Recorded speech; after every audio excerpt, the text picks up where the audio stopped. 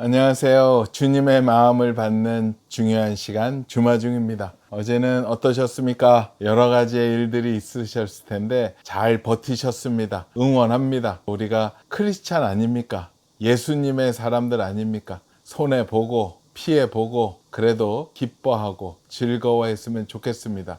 하나님이 영광을 받으신다면 우리가 무엇을 못하겠습니까? 오늘도 하나님이 영광을 받으시는 그런 하루가 되었으면 좋겠고요. 오늘 또 중요한 말씀을 주셨는데요. 베드로후서 3장 9절 말씀입니다. 주의 약속은 어떤 이들이 더디다고 생각하는 것 같이 더딘 것이 아니라 오직 주께서는 너희를 대하여 오래 참으사 아무도 멸망하지 아니하고 다 회개하기에 이르기를 원하시느니라. 아멘. 한 번 더 보겠습니다. 주의 약속은 어떤 이들이 더디다고 생각하는 것 같이 더딘 것이 아니라 오직 주께서는 너희를 대하여 오래 참으사 아무도 멸망하지 아니하고 다 회개하기에 이르기를 원하시느니라. 아멘. 오늘은 새번역 버전으로 먼저 보겠습니다. 어떤 이들이 생각하는 것 같이 주님께서는 약속을 더디 지키시는 것이 아닙니다. 도리어 여러분을 위하여 오래 참으시는 것입니다. 하나님께서는 아무도 멸망하지 않고 모두 회개하는 데에 이르기를 바라십니다. 아멘. 이번에는 쉬운 성경 버전입니다. 우리 주님은 하시기로 약속하신 것을 뒤로 미루시는 분이 아닙니다. 어떤 사람들은 더디다고 생각할지도 모릅니다. 그러나 이것은 하나님께서 우리를 위하여 오래 참으시기 때문입니다. 하나님께서는 한 사람이라도 멸망치 않고 모두 회개하고 돌아오기를 바라고 계십니다. 아멘. 이 말씀과 함께 보면 좋은 책이 있어서 함께 나누려고 합니다. 신간인데요. 김교준 권사님이라고요. 남자분인데 감리교 선한 목자교회를 섬기고 계시는데요. 하나님의 추격하시는 은혜입니다. 굉장히 내용이 새롭고 독특하고 많은 은혜가 있는 책입니다. 진솔한 자기의 고백인데요. 영성일기도 일기이지만은요. 본인이 정말로 부끄러운 죄를 고백합니다. 숨기고 싶은 그 죄인데요. 만천하에 자기의 죄를 고백하게 되고요. 또 그분이 그런 과정 가운데 하나님의 은혜 가운데 있었고 죽음을 경험했던 놀라운 간증이 들어가 있습니다. 그것들이 합해져서 하나님이 추격하시는 은혜를 고백하며 많은 이들에게 회개를 이야기하고 하나님의 사랑을 이야기하는 귀한 책입니다. 오늘 이 말씀과 함께 볼 내용의 제목은요. 참을 만큼 참으신 것 같다. 빨리 돌이키자. 하나님, 회개할 동안만 살려주세요. 병실에 들어와 침상에 간신히 걸터 앉았을 때 갑자기 흉통이 심해졌다. 신음이 목구멍을 타고 넘어왔다. 신음은 곧 비명으로 바뀌었다. 두 손으로 가슴을 압박하고 비명을 지르며 뒹굴었다. 누군가 간호사를 불러주겠다고 하는 말이 들렸지만 대답할 수 없었다. 심장은 강하게 쥐어짜여 터질 것 같았다. 목구멍을 넘어오는 비명을 삼키고 있는 한순간 되돌아올 수 없는 곳으로 가고 있다는 생각이 스쳐갔다. 죽음이 오는 것이 느껴졌다. 그때 가장 먼저 떠오른 생각이 회개였다. 다급하게 하나님을 불렀다. 하나님, 10분만 살려주세요. 하나님, 5분만 살려주세요. 하나님, 회개할 동안만 살려주세요. 어디서부터 무엇을 회개해야 할지도 모른 채 절박한 마음으로 하나님께 매달렸다. 내 안에 육체의 생명이 꺼져가고 있는 것을 알았을 때 왜 가장 먼저 하나님이 생각났는지, 왜 회개해야겠다라는 생각이 들었는지 모른다. 내가 죽어갈 때 회개의 마음을 주신 것도 하나님의 은혜였다라는 것을 죽음 너머에서 돌아온 후에 깨닫게 되었다. 죽음 앞에서 가장 낮아진 마음으로 회개할 때 그동안 내가 예수님을 어떻게 대했는지가 드러났다. 육신의 욕망으로 눈이 먼 마음은 하나님의 낯을 피해 도망 다녔고 육신의 쾌락을 놓지 못하는 음란한 마음 안에는 예수님이 계실 자리가 없었다. 죽음의 문턱에 섰을 때보다 더 겸손해진 마음은 없었다. 순전한 마음으로 회개를 마쳤을 때 마음에 남아있는 욕망, 분노, 시기, 염려가 사라지는 것이 느껴졌다. 하나님께 고백했다. 하나님, 이 죄인을 용서하여 주옵소서. 마음이 평온해졌다. 하나님, 나의 영혼을 받아 주소서. 내가 이 모든 상황에서 멀어지고 있는 것 같은 기분이 들었다. 목을 통해 넘어오던 극심했던 고통이 어느새 사라진 것을 깨달았다. 비현실적인 일이 일어나기 시작했다. 침상에 누워있는 내 몸이 들썩거렸다. 위로 올라간다고 느꼈다. 내가 천천히 공중으로 올라갔다.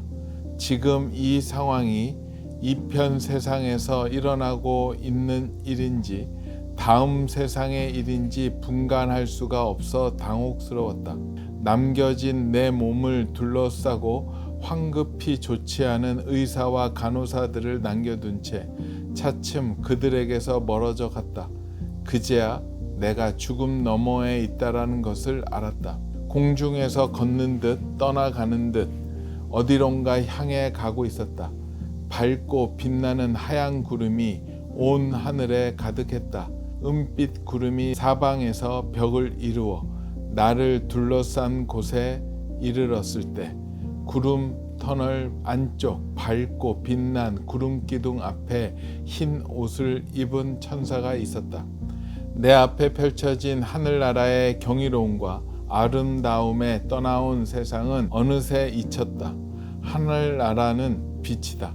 이 세상의 빛과는 다른 밝고 빛난 빛이 하늘나라에 가득했다. 빛이 빛을 구별했다.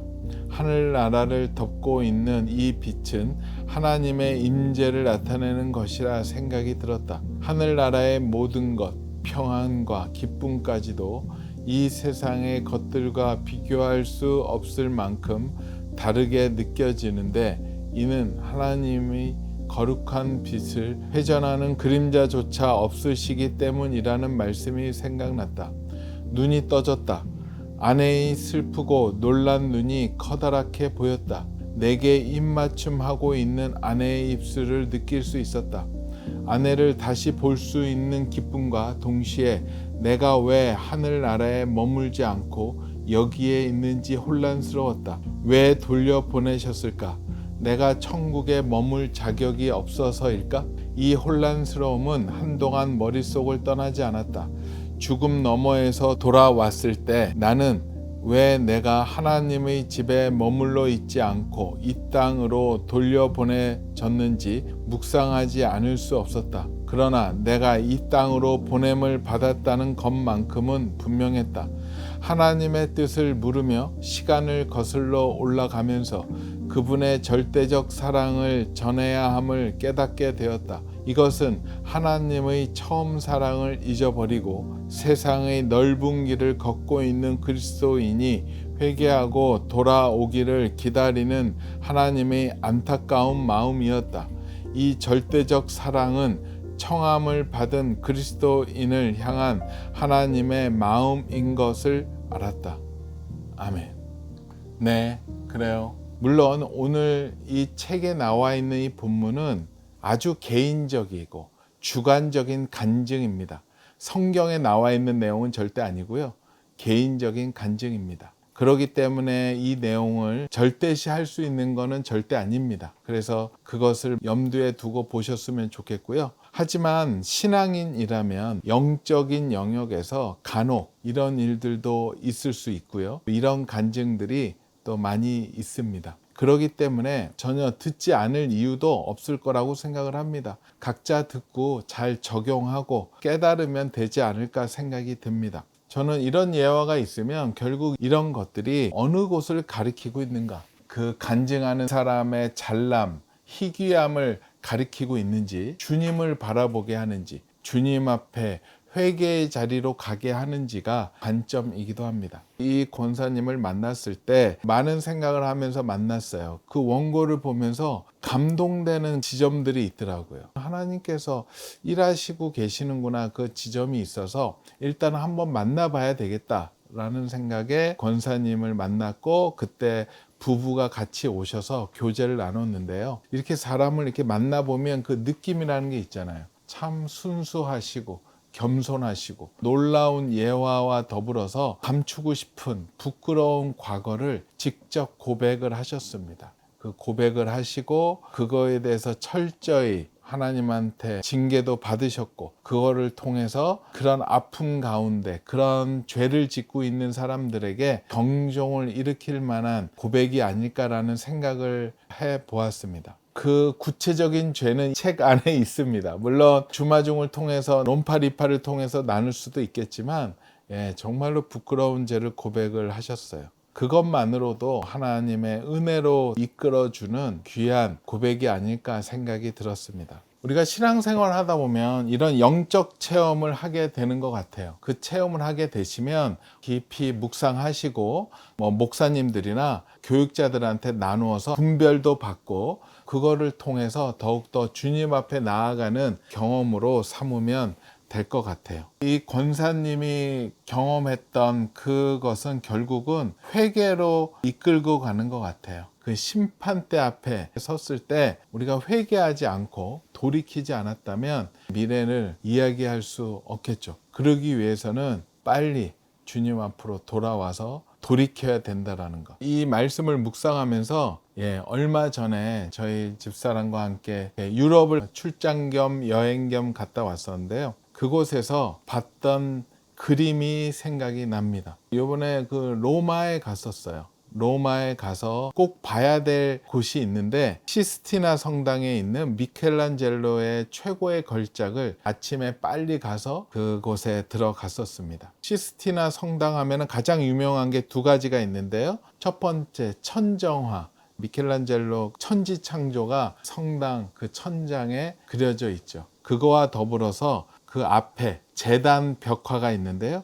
그곳에 최후의 심판 그림이 있습니다. 최후의 심판을 보면서 되게 은혜 받았던, 감명 받았던 그림이 있었어요. 거기에 바티칸 투어해주는 그 가이드가 있으셨어요. 그 가이드의 설명을 듣는데 여러 가지 설명 다 은혜가 되고 의미가 있었지만, 그 제단 벽화가 있는 최후의 심판의 그림을 보면서 거기에는 한 30년 전에 갔었던 기억이 있어요. 아마 결혼하기 전에 그 유럽에 갈 일이 있어서 로마에 가서 그곳을 보고 왔었던 기억이 있습니다. 근데 그때는 제대로 못 느꼈던 것 같아요. 젊었기도 했고, 그때 가이드 없이 가게 되니까는요, 그냥 그림만 멋있다만 봤지 그 안에 있는 디테일한 미켈란젤로의 숨어있는 메시지들을 제대로 읽지도 못했고 보지도 못했었죠. 근데 이번에는 제대로 작정하고 갔었어요. 가장 보고 싶었던 게 그 천지창조와 최후의 심판, 그 미켈란젤로의 그림을 직접 보는 거를 가장 손꼽아 기다렸었던 것 같아요. 그렇게 해서 이제 천지창조에 대해서 여러 가지의 그림들이 들어가 있잖아요. 예수님도 있고, 심판받는 죄인들의 모습도 있고, 또 천국에 가는 의인들의 모습도 있고, 그래서 그림 하나하나씩 떼어서 보면 모든 것들이 스토리가 있고 여러 가지 상황들이 있어요. 그리고 또 미켈란젤로의 숨겨놓은 코드들도 있고요. 그런데 이제 저의 마음이 그날 집중하게 된 거는 뭐였냐면, 그 전체 그림의 아래쪽에 보면 두 천사가 여러 천사들과 함께 책 명부를 보는 그림이 있습니다. 왼쪽 그림에는 좀 조그만한 이런 명부, 책 같은 데다가 이렇게 뭔가 쓰는 그림이 있고요. 그 오른쪽에 보면 명부가 왼쪽보다는 굉장히 커요. 거기다가 이제 뭐 이렇게 쓰는 그림이 있어요. 근데 그 그림을 보고 저는 예전에 잘 모르고 지나쳤었는데, 가이드해 주시는 분이 자세하게 설명해 주시더라고요. 저게 뭔 줄 아십니까? 하시면서 왼쪽에 그 조그만한 책에 뭔가 글씨를 쓰고 있는데, 그것은 천국에 들어갈 천국 생명책 명부라고 하더라고요.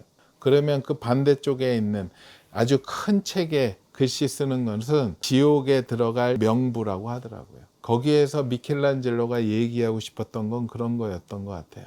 천국 갈 사람은 적고 지옥 갈 사람은 굉장히 많다라는 것을. 결국 그 최후의 심판도 끝에는, 죽음 뒤에는 또 다른 것이 있는데 그때 심판이 있다. 그때 결국 의인은 천국으로 갈 것이고 악인들, 아직 죄 가운데 있는 사람들은 지옥으로 갈 것이다라는 큰 사인이겠죠. 과연 나는 어느 쪽에 쓰여질까? 그게 묵상이 되더라고요. 그것은 그때 주셨던 주님의 마음이었어요. 기도하게 만드는 그림이었었던 것 같아요. 하나님의 사람이 되려면 제일 처음은 회개에서 시작이 됩니다. 우리가 지은 죄들, 우리가 하나님을 거역했던 것들, 내 마음대로 했던 것들, 하나님을 믿지 못했던 것들을 우리가 회개하지 않으면 언제든지 우리는 오른쪽에 있는 큰 지옥 명부에 내 이름이 새겨질 수 있다는 것 꼭 명심했으면 좋겠습니다.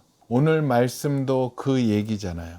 주님의 약속이 더디 오는 것 같이 느낄 수도 있겠지만 그렇지 않다. 주님이 더 오래 참으시면서 웬만하면 아무도 멸망하지 않고 다 회개해서 하나님의 나라로 받고 싶은 그 마음에, 하지만 오래 참음이 누구도 알 수 없는 기간으로 들어가 있다는 것, 언제 오셔도 더 이상 할 말이 없을 정도로 하나님이 우리를 오래 참고 계신다라는 것, 정말로 그런 생각을 해요. 요즘에 생기는 일들을 보면 하나님이 참을 만큼 참으신 것 같다라는 생각이, 우리가 항상 주님 앞에 엎드려 있지 않으면 우리 앞에 닥쳤을 때 그것을 통과할 수 있을지 두려운 마음도 있습니다.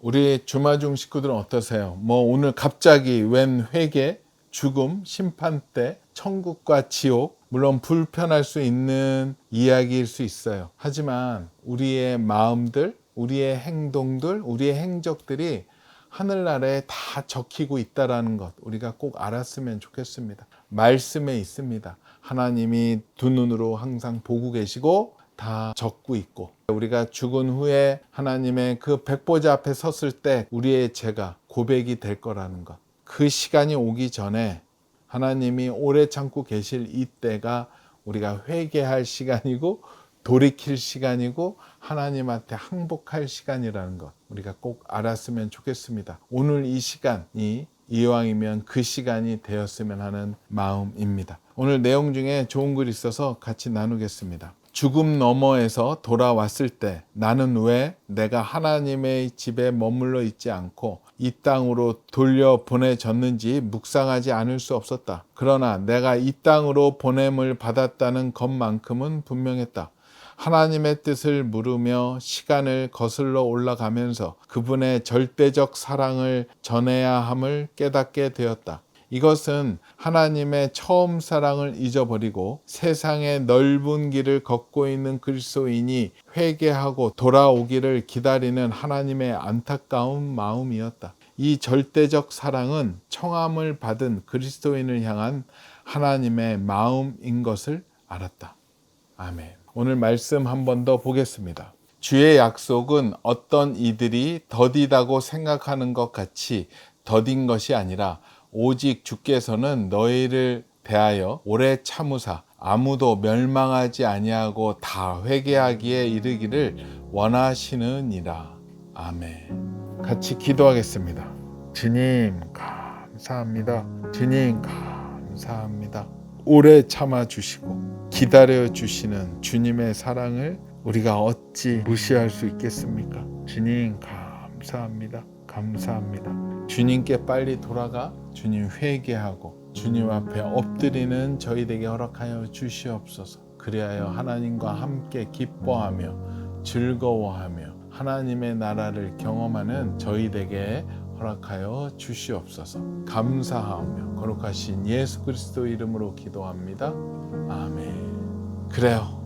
우리 주마중 식구들, 오늘 댓글에는 아직 내가 돌이키지 못한 죄가 뭐가 있는지 고백을 하면 좋을 것 같아요. 함께 고백할 때 같이 회개의 자리로 들어갈 수 있었으면 좋을 것 같아요. 기대하겠습니다. 같이 중보하겠습니다. 오늘도 블레싱.